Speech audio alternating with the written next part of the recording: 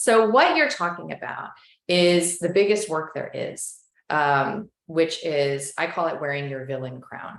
How are you going to get comfortable, which means expanding your nervous system capacity with wearing your villain crown, getting comfortable with people believing that you are bad and wrong. They may be wrong. They may also be right, right? Like there are literally people who call me Satan. Okay. It's like a thing. Okay. I'm like, that's not even my like rubric spiritually. Like that doesn't mean, I don't even know what that means, honestly. And maybe I kind of like it. I don't know, but it doesn't land anywhere.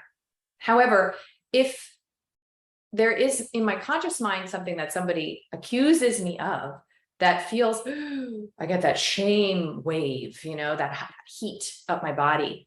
It's because I fear they might be right. I would want to know, again, somebody who's published, you know, over 100 case studies and case reports on people who have long-term wellness from chronic and degenerative illnesses with this diet, right? So for me, that's science, that's evidence. It's like, where is the long-term? Not like the 8-week trial on like, you know, one versus the other, because there's a million variables that come into play. However, you may know that I don't like believe anymore in the immune system classically, right? So I don't think the immune system is like soldiers lining up to fight things off. And I don't believe that anymore. I don't think there ever was any science for that. And it was just part of the, you know, germ theory control grid. How do you relate to sweetness? I don't think the idea is to eradicate it. And I don't think the idea is to label it as bad. I mean, we know where that gets us.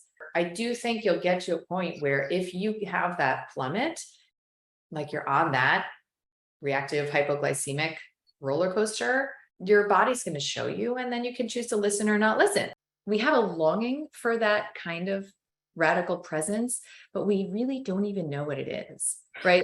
And we probably couldn't even handle it if we had it.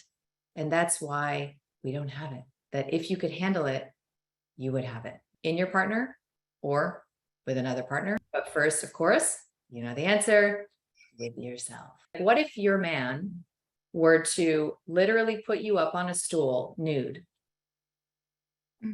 and spend half an hour worshiping your body? We don't have yet, and you can grow this, the capacity to actually receive the attention and presence that we long for. That's the extreme of attention. I saw this photo in a gallery recently, and it's like this gorgeous woman, right? And it's all these beach chairs, maybe like 50 beach chairs, and she's in the middle. And it's like a 1950s style or whatever, and she's reading a magazine. Maybe she's like smoking a cigarette or something. And then all around her are men, and all of the men are looking at her. I took a photo of this picture because I want that. I would be crawling out of my skin trying to imagine how I would deflect all of these, you know, men I don't want, and the gross ones, and like, what do I do? And what do they need? Right? I'm not ready yet.